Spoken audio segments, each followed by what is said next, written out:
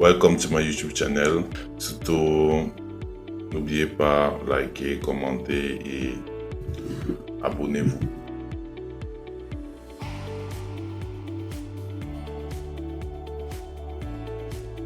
J'entends quoi par exploitation des résultats? Ça veut dire quoi? Ça veut dire que vous avez fait votre expérience, vous avez fini de récolter vos données, vous avez même produit le rapport, mais à la fin, vous voulez présenter vos résultats, on vous dit non.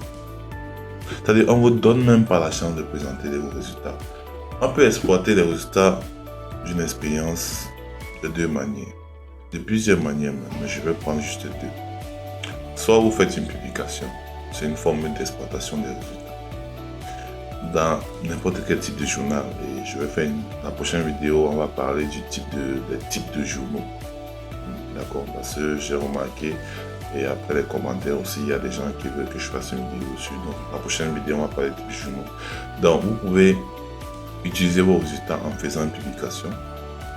Vous pouvez aussi utiliser vos résultats si vous êtes par exemple en entreprise, en améliorant ou bien en appliquant ces résultats. Je vais encore vous prendre un exemple. Moi, j'ai travaillé dans une société de transformation de bois pendant 6 mois, où j'ai fait l'évaluation de l'efficacité de la chaîne de transformation. Quand j'entends par efficacité, qu'est-ce que j'ai fait? J'ai juste évalué quelle est la quantité de bois, le volume de bois qui entre au début de la chaîne de transformation. J'ai fait tout le suivi, c'est-à-dire présenter les produits recherchés, les produits cibles, les déchets obtenus, le calcul de la biomasse de ces déchets. Et j'ai présenté le volume de bois qui ressort de la chaîne de transformation. Ce qui est intéressant, c'est qu'au terme de mon stage, quand je suis allé au bureau, j'ai dit, bon, voici mon rapport. J'étais très excité à l'idée de présenter mon rapport. Et mon encadreur m'a regardé, il m'a dit, écoute, tu vois, il y a une pile de documents là-bas. Là-bas, oui, juste là. Tu poses ton rapport là-bas. Et puis j'ai dit, j'étais stupéfait quoi. Moi, j'ai dit non, mais avant de poser mon rapport, il dit non, pose ton rapport là-bas, pose ton rapport. Et quand je regarde l'étagère, c'était plein de poussière. Donc du coup, j'ai compris que alors là, mon rapport a servi à rien ici. Et puis, j'étais toujours excité, ouais. J'étais impatient. Ouais. Je disais, bon, oui, ok, je pose mon rapport là et la présentation, c'est pour quand? Donc, moi, j'étais toujours positif, quoi. Et puis, il m'a dit, non, il n'y a pas de présentation, ton stage est fini.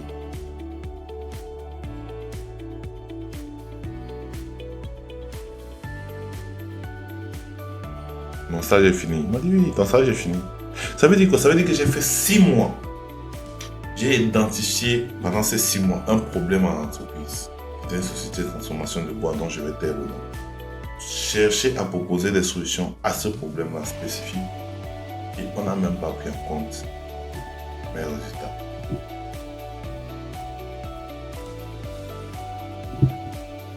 Donc, si on vous fait ça en entreprise, qui est un secteur aussi où la rentabilité est un mot-clé, chez eux, tout, c'est en termes de rentabilité. On ne peut pas perdre de l'argent. Combien de fois alors dans nos institutions étatiques, comme l'IRAD ou bien d'autres institutions. C'est-à-dire on n'exploite pas les résultats de nos recherches. Ce que j'essaie ici de dire, c'est que malgré le fait qu'on n'ait pas assez de moyens, il y a quand même des choses qui sont faites. Mais même le peu de résultats que nous obtenons, la plupart du temps, nous n'exploitons pas ces résultats. Et on va être surpris demain après-demain qu'un étranger vienne faire une enquête dans une localité. Et puis, il découvre la même chose. Il prend ça, il l'amène dans son pays, il dépose le brevet et le gars commence à vendre. Les gens sont surpris. Les gens sont surpris. Ils se disent, mais ça, non, c'est ça. Non, les gens sont surpris. Je me rappelle, j'étais allé faire un inventaire dans la zone de Sarapoundé. Pour ceux qui connaissent bien l'Est Cameroun, c'est après Yokadouma, c'est pas vraiment à côté. Et j'avais mal au ventre. J'avais demandé à mon guide de me trouver un truc. Il a fait juste un tour derrière la case. En temps forêt, quand je dis derrière la case, c'est pour dire il est en train, dans les mocasins là-bas là. Il est ressorti avec une brindille de bois, comme ça. Il m'a donné la démarche ça. J'ai marché. Et je vous assure, à l'instant T, le mal de ventre s'est arrêté. Ça nous coûte quoi de prendre cette brindille de bois, trouver le principe actif qui est dans ce bois-là et maintenant trouver la formule chimique pour faire une production industrielle. Ce n'est pas sorcier. Mais au lieu de ça, qu'est-ce qu'on veut? On va toujours attendre, importer des médicaments qui viennent d'ailleurs, attendre tous les autres. Pourquoi on parle même loin? On a l'exemple de qui avait trouvé une formulation pour le Covid qui marchait d'après les statistiques plus ou moins bien. Mais nous tous on sait ce qui s'est passé. Donc, parfois aussi, on a nos résultats, mais on ne les utilise pas, malheureusement.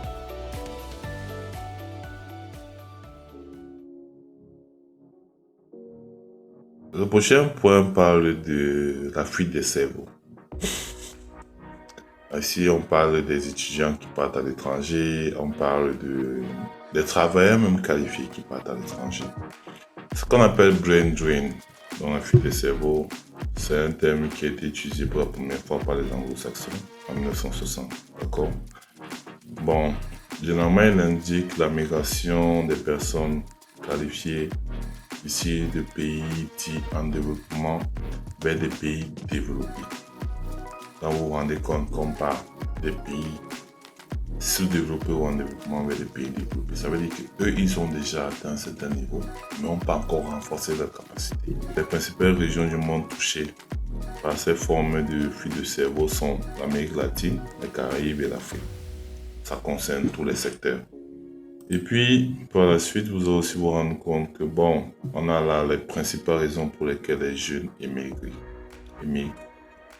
Généralement, c'est pour les raisons économiques. Ce qu'un docteur touche en Europe ou bien au Canada ou bien en Amérique, c'est pas la même chose qu'il touche au Cameroun, ou au Gabon ou en Côte d'Ivoire. Donc, généralement, c'est pour des raisons économiques, pour l'éducation, pour avoir...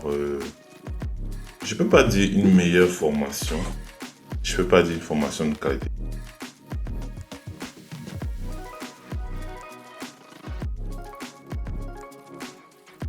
Les conditions dans lesquelles tu étudies qui sont améliorées.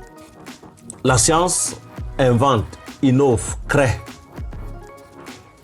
Pourquoi? Parce que la curiosité humaine ne s'estompe jamais. À une autre émission, j'ai parlé d'Alexis Carrel, qui a écrit en 1932 un livre encore très actuel, L'homme, c'est inconnu. Et dans ce livre, il parle du premier moment de la manifestation du génie, qu'est la curiosité. L'homme est un être curieux. À partir du moment où on sait que l'homme est un être curieux, on doit créer des conditions de promotion ou d'élévation de son intelligence. Par exemple, je ne suis pas sûr que si j'avais fait mes études au Cameroun, en PhD, je devais sortir avec 3 articles scientifiques.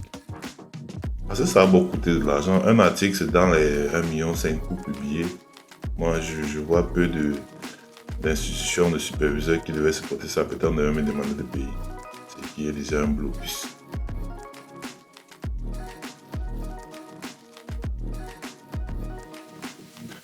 J'étais au collège Jean-Paul II en classe de terminale et un grand frère camerounais qui était allé faire ses études en Allemagne. Il a fait pétrochimie. Alors, il vient en salle nous dire, bon, écoutez les enfants, j'ai fréquenté au collège Jean-Paul II et je viens juste vous parler pour vous dire de ne pas vous décourager.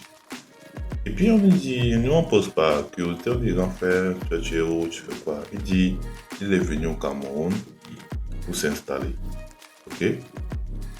Mais malheureusement, ça, c'est pas possible. Puis tout le monde est là, on se pose la question, pourquoi? Qu'est-ce qui se passe? Ce qui se passe, c'est qu'il est parti à la Sonara. Il avait fait justement son étude sur le raffinage du pétrole. Et il a dit, voici un projet que j'ai qui va aider le pays à se développer.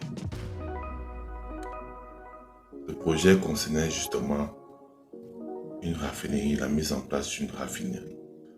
Il avait déjà tout, il avait fait le projet, la maquette et tout, le business plan. Il avait tout fait, il nous a montré. Voilà. Il nous a dit, il a demandé déjà les financements pour mettre en place. Et de deux, le salaire. Il dit, il a demandé seulement 1 million par mois.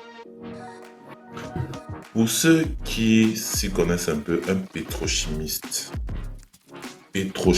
là, même si tu viens de sortir de l'école, tu ne peux pas avoir seulement 1 million par mois. Et nous a dit les gars ont refusé. Ils ont dit qu'ils n'ont pas assez de financement, même d'abord pour le projet, et ils ne peuvent pas le prendre parce que 1 million c'est trop. C'est-à-dire, vous avez quelqu'un qui quitte l'Allemagne, il rentre dans son pays, il veut travailler pour son pays, mais on n'arrive même pas. Une petite doléance, parce que pour moi, comparé à ce qu'il va nous apporter, pour moi c'est une petite doléance. On n'arrive pas à satisfaire cette doléance-là. C'est triste, mais c'est la réalité. On se disait non, peut-être il ne va pas avoir un meilleur salaire en Allemagne. Il a eu cette impression-là, il a eu l'impression qu'on doutait. Il a sorti sa machine et nous a montré le mail des entreprises qui voulaient le recruter. Et là, on était ébahis. Ça donnait dans les 6 millions, 5 mois, 7 millions, d'autres. Et il nous a dit qu'il va rentrer en Allemagne.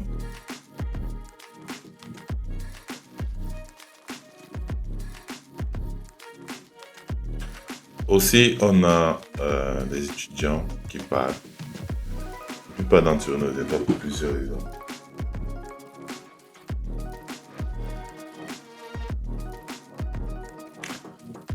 Je vais reprendre mon cas.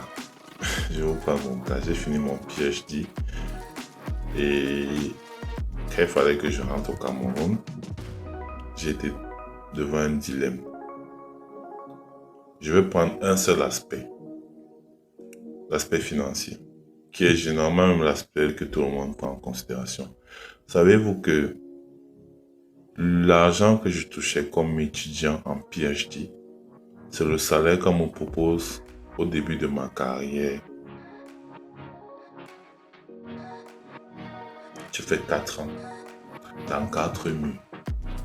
Ok? Parce que tu as une vie étudiante, tu es un boursier. Et puis tu veux rentrer au pays, on te dit que tu vas retoucher encore le même salaire.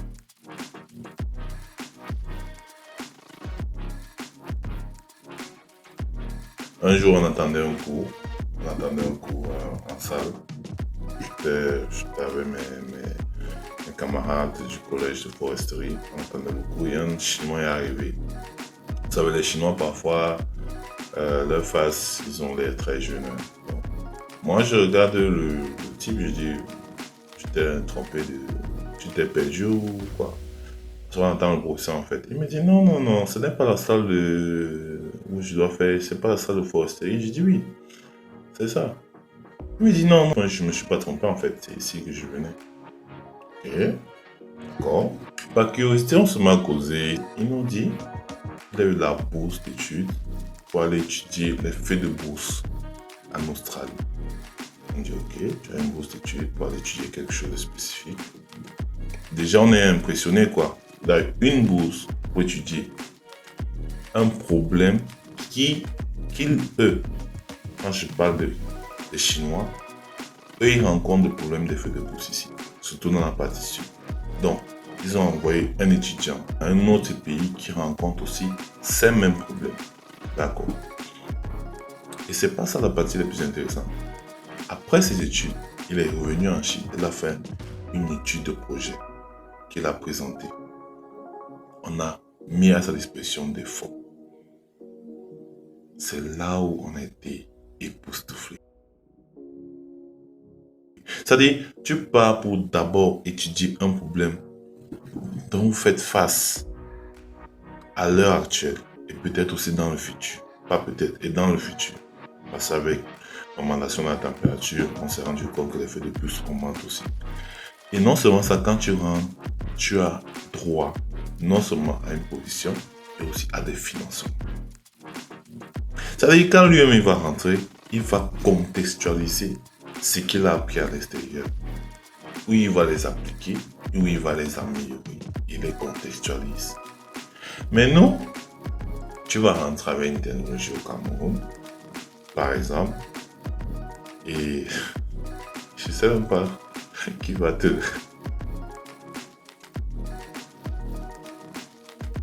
Je sais pas, je ris, mais c'est pas vraiment drôle. Je sais pas qui va même t'écouter. L'Orient Atlantique va sortir d'où?